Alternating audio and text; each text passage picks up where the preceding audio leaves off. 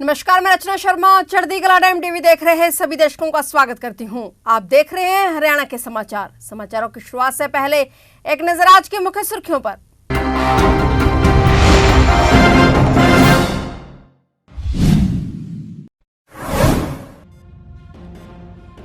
हरियाणा में 50,000 भर्तियों को लेकर एक्शन में आयोग। सीएम सैनी ने भर्ती प्रक्रिया पूरी करने का किया अनुरोध। नहीं हुआ भाई भतीजावाद और क्षेत्रवाद हावी।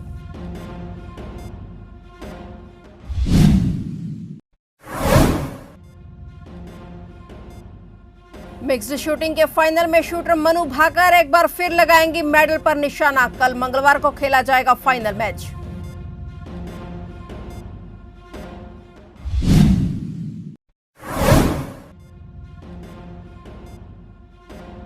कांग्रेस विधायक का रिमांड खत्म। ईडी ने सुरेंद्र पवार को अंबाला कोर्ट में किया पेश। 20 जुलाई को ईडी ने किया था गिरफ्तार।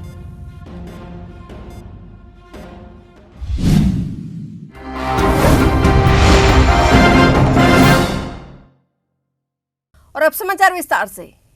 हरियाणा में सरकारी नौकरी की तैयारी करने वालों के लिए खुशखबरी है। मुख्यमंत्री नायब सिंह सैनी ने जानकारी देते हुए बताया कि प्रदेश में लगभग 50,000 भर्ती प्रक्रिया चल रही है। इसको तेजी से काम करने के लिए उन्होंने कर्मचारी चयन आयोग से अपील की है। वहीं आयोग के चेयरमैन हेमंत सिंह ने भी कहा कि शीघ्रता से भर्ती प्रक्रिया पूरी की जाएगी। हरियाणा की भाजपा सरकार ने अपने अब तक के कार्यकाल में 1,32,000 युवाओं को सरकारी नौकरियां दी हैं। प्रदेश सरकार ने दावा किया है कि युवाओं को बिना पर्ची बिना खर्ची के उनकी योग्यता के आधार पर मेरिट अपनाते हुए सरकारी नौकरियां मिली हैं। हरियाणा के मुख्यमंत्री नायब सिंह सैनी ने कहा कि करीब 50,000 भर्तियों की प्रक्रिया चल रही है, जिसे तेजी से पूरा करने के लिए कर्मचारी चयन आयोग से अनुरोध किया गया है। एक भर्ती पिछले 6-7 महीने से रुकी पड़ी थी कोर्ट में, उसका फैसला दे दिया कोर्ट ने। हमने कहा इसका रिजल्ट तैयार करो। रात 11 बजे रिजल्ट तैयार हुआ। मेरे पास फोन आता, मैं दिल्ली में था, मुझे कहने लगे कि रिजल्ट तैयार हो गया। मैंने कहा अभी बटन दबा दो इसका। रात ही उसका बटन दबा दिया। 7,500 बच्चे बिना पर्ची बिना खर्ची के। शूटर मनु भाकर ने कल देश की झोली में कांस्य पदक डाला है। वहीं आज सोमवार को 25 मीटर पिस्टल के मिक्स्ड इवेंट में वो सरबजोत के साथ फाइनल के लिए क्वालिफाई कर गई। अब मंगलवार को फाइनल मैच खेला जाएगा और पेरिस ओलंपिक 2024 में मनु भाकर और सरबजोत सिंह सोमवार को फ्रांस के चेटोरोक्स में क्वालिफिकेशन राउंड में तीसरे स्थान पर रहे। इसी के साथ ये जोड़ी अब पेरिस ओलंपिक के 10 metre air pistol mixed team स्पर्धा में कांस्य पदक के लिए भिड़ेंगे। बता दें कि मनु भाकर हरियाणा के झज्जर जिले की रहने वाली हैं। फिलहाल वर्तमान में उनका परिवार फरीदाबाद में रहता है। पेरिस ओलंपिक में हरियाणा की बेटी मनु भाकर ने कमाल कर दिया है। वे 10 metre women's air pistol event के फाइनल में मनु भाकर ने मेडल पर निशाना लगा दिया है। इस फाइनल में 8 शूटरों ने मेडल के लिए निशाना लगाया, जिसमें मनु भाकर ने ब्रांज मेडल अपने नाम किया है। और इस ब्रांज मेडल के साथ ही मनु ने इतिहास रच दिया है। शूटिंग में ओलंपिक मेडल जीतने वाली पहली भारतीय महिला मनु भाकर हैं। सोनीपत से कांग्रेस विधायक सुरेंद्र पवार का रिमांड आज खत्म हो गया। ईडी ने आज उन्हें अंबाला कोर्ट में पेश किया। बता दें कि सुरेंद्र पवार खनन से जुड़े मामले में 20 जुलाई को ईडी ने गिरफ्तार कर लिया था। इसके बाद ईडी कांग्रेस विधायक को अंबाला कोर्ट लेकर पहुंची थी और इसके बाद इन्हें 9 दिन के रिमांड पर लिया गया था। तो आज उनका रिमांड खत्म हुआ।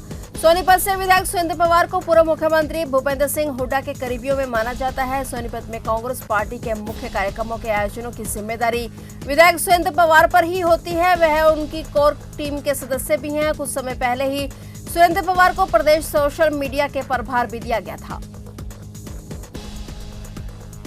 दिल्ली एनसीआर में गैंगस्टर नीरज फरीदपुरिया द्वारा धमकी देने और फिरौती मांगने का सिलसिला रुक नहीं रहा है। पलवल में मोबाइल स्टोर 999 पर गोलियां चलवाने के बाद अब उसके नाम पर एक बार फिर एक व्यक्ति से 1 करोड़ रुपए की फिरौती मांगी गई है। चांदहट थाना पुलिस ने शिकायत पर केस दर्ज कर लिया है। बता दें कि मोहना गांव के योगेश कुमार ने चांदहट पुलिस को दी शिकायत में बताया कि 26 जुलाई को वह किसी निजी काम से मोहना से पलवल की तरफ जा रहा था। जब वह कटेसरा गांव के निकट पहुंचा तो उसके पास कॉल आई और कॉल करने वाले ने अपना नाम नीरज फरीदपुरिया बताया और कहा कि 29 जुलाई तक 1 करोड़ रुपए चाहिए। अगर रुपए नहीं दिए गए तो तुझे और तेरे परिवार को खत्म कर दूंगा। इसके बाद फोन कट किया। नीरज फरीदपुरिया के खिलाफ हत्या का प्रयास, रंगदारी मांगने के पलवल में 12, फरीदाबाद में 12 और करनाल में 1 और गुरुग्राम में 1 मुकदमा दर्ज है। पुलिस ने उस पर 30,000 रुपए का इनाम भी रखा हुआ है। नीरज फरीदपुरिया हरियाणा के फरीदाबाद जिले का रहने वाला है और वह कनाडा में बैठकर पंपिहा ग्रुप को ऑपरेट कर रहा है।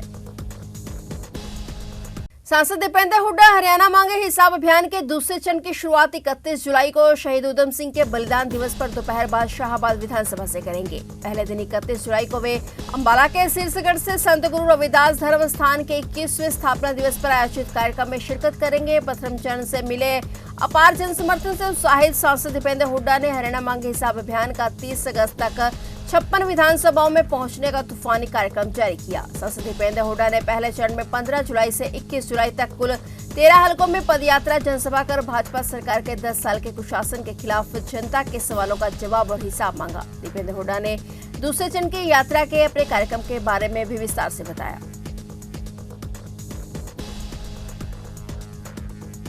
रोहतक पुलिस की एंटी ड्रग्स टीम ने लखन माजरा के पास सोनीपत के गांव रिंडाना की तरफ ले जाया जा रहा 5 लाख का गांजा पकड़ा है। गांजे को स्कॉर्पियो की डिग्गी में रखकर ले जाया जा रहा था। उसके बाद आगे उसके सफेद रंग की कार एस्कॉर्ट कर रही थी और इस संबंध में लखन माजरा थाने में केस दर्ज किया गया है। एएसआई ने बताया कि गश्त के दौरान नशा तस्करी की सूचना मिली थी और पुलिस ने नांदल रोड पर नाका लगाकर वाहनों पर नजर रखनी शुरू कर दी और इसी बीच सफेद रंग की कार व पीछे काले रंग की स्कॉर्पियो आती दिखाई दी। पुलिस ने गाड़ियों को रुकवाने का प्रयास किया लेकिन चालक ने कार खेतों में उतार दी और खिड़की खोलकर फरार हो गया। स्कॉर्पियो को पुलिस की टीम ने घेर लिया और कार का शीशा तोड़कर दूसरे युवक को बाहर निकाला। पूछताछ में युवक की पहचान हिसार के चयनित निवासी ऋतु कुमार के तौर पर हुई। डीएसपी मुख्यालय रवि कुंडिया की मौजूदगी में स्कॉर्पियो की तलाशी ली तो डिग्गी के अंदर 2 कट्टों में 47 किलोग्राम गांजा भरा मिला जबकि कार के अंदर कुछ नहीं मिला। ऋतु कुमार ने बताया कि फरार हुआ युवक सहमान गांव निवासी योगेश कुमार है और पुलिस ने दोनों गाड़ियों को कब्जे में लेकर आरोपी से पूछताछ शुरू कर दी है।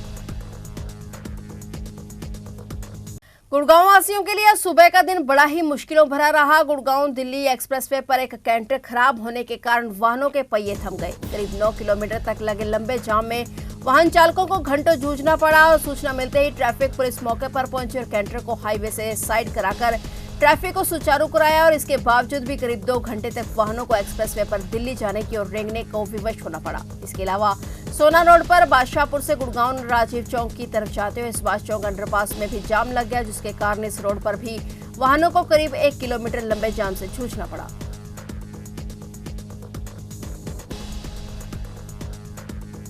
हरियाणा के परिवहन एवं महिला बाल विकास मंत्री ने प्रेस वार्ता करते हुए हाल ही में पेश हुए बजट के बारे में जानकारी दी। इस दौरान भारत की बेटी मनु भाकर के मेडल जीतने पर प्रसन्नता पूर्वक बधाई देते हुए कहा कि यह पूरे देश के लिए गर्व की बात है। वहीं कांग्रेस पर तंज कसते हुए उन्होंने कहा कि कांग्रेस के अंदर ना नेता है, ना नीयत है और ना ही नियति है। राहुल गांधी को आड़े हाथों लेते हुए उन्होंने कहा कि अभी उनका भारत को जड़ से सीखने का पीरियड चल रहा है और वहीं आम आदमी पार्टी को मंत्री असीम गोयल ने वोट कटवा पार्टी बताया। ये मनु भाकर हरियाणा की बड़ी लाडली बेटी है और मैं तो कहता हूँ कि ऐसी बेटियां एक उपलब्धि जो बेटियों की आती है तो एक बेटी की नहीं, वो पूरे भारत की बेटियों की उपलब्धि है।